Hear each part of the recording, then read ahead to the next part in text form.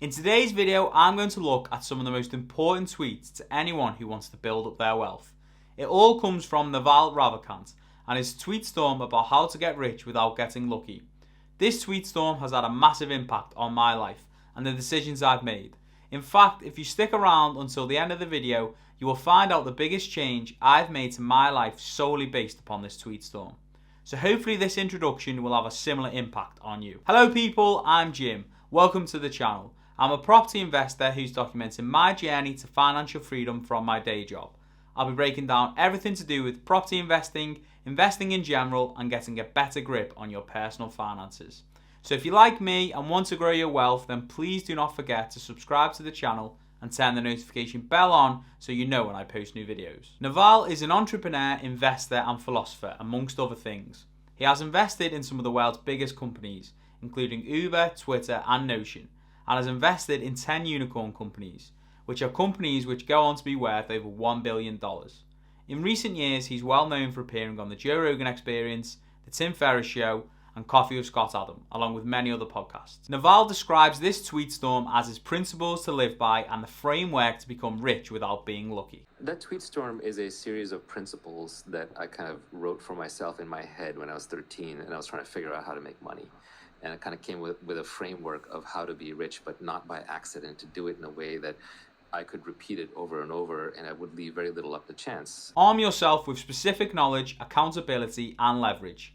For me, this and the accompanying tweets breaking down each of the three principles are the important points from the whole tweet storm. Once you understand what each of these mean and how you can apply them, I think you can never look at life and how you make money the same again. The first of these key principles to understand is specific knowledge, with Naval saying specific knowledge is found by pursuing your genuine curiosity and passion rather than whatever is hot right now. So specific knowledge is something you would pursue for free. It is something you're seriously interested in. You want to avoid things which are flashes in the pan. Sure, things come in and out of fashion, but so will your passion for it. You want something which will be evergreen. You need to be irrationally passionate about it. I highly doubt there is anyone else on this planet who is more passionate about getting us to Mars more than Elon Musk. This is brilliantly summed up by the next tweet.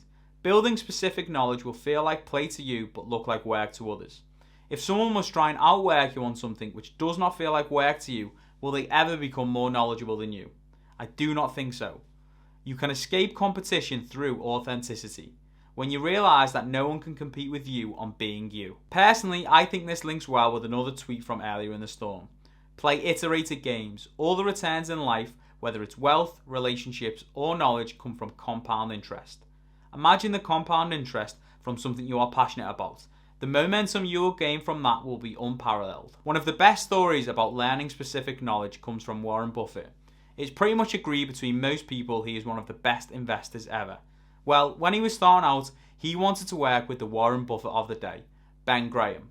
So Buffett offered to work for Graham for free, and Ben Graham said free is overpriced. Graham understood the value of specific knowledge, and Naval sums this up brilliantly. When specific knowledge is taught, it's through apprenticeships, not schools. Graham knew that the knowledge Buffett would learn from him day to day would be invaluable, and it's tough to put a price in it, but working for free is overpriced, as Buffett almost certainly should have been paying him for his knowledge. No one will ever be able to automate or outsource your specific knowledge, as normally it is highly creative or technical. Think about some of the best artists in history. There is no way this could be automated or outsourced. You will get rich by giving society what it wants but does not yet know how to get, at scale. The first part of this tweet is specific knowledge. This is you knowing what the world needs but does not know it needs.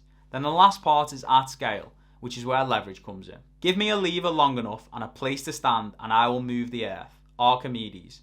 Naval strongly believes that the future of the world will be leveraged people versus the unleveraged. Traditionally, we think about permissioned leverage, which is money, i.e. capital or people working for you.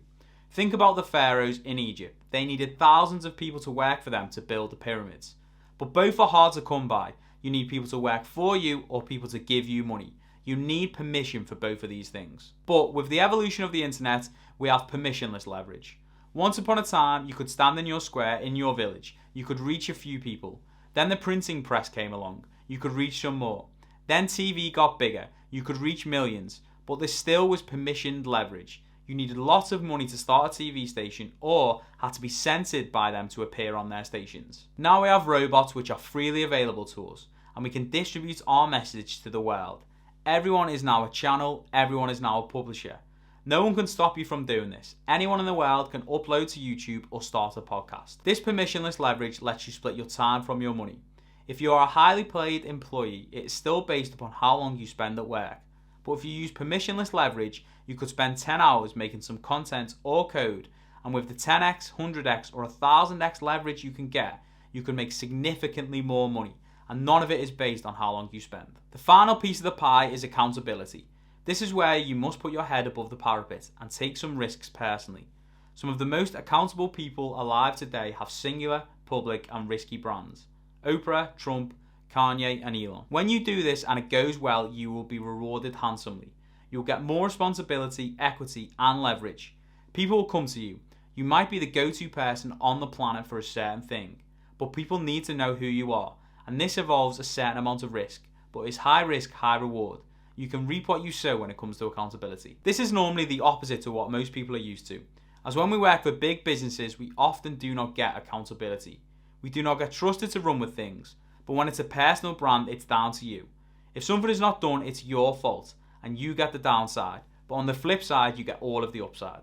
Now to tell you the impact this tweet storm has had on me.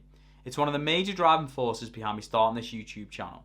It took me a while to really understand the link between specific knowledge, leverage and accountability, but now I do, and starting a YouTube channel seemed like a no-brainer. Now of course YouTube is not an easy journey and takes lots of work up front before you can earn any money from it, but the leverage which the platform can potentially give you is unbelievable, with many of the platform's top creators having subscriber bases which most big TV corporations would be proud of. Personally, I think that everyone should have a YouTube channel, as everyone has specific knowledge which is unique to them, and if you want to learn something, you can almost certainly guarantee that someone else does. The way I like to think about it is no one else has your unique experiences when it comes to your specific knowledge, which means it's truly original, so surely that is worth sharing. With the world becoming more and more based on the internet, having an accountable personal brand will almost certainly be the future of most industries.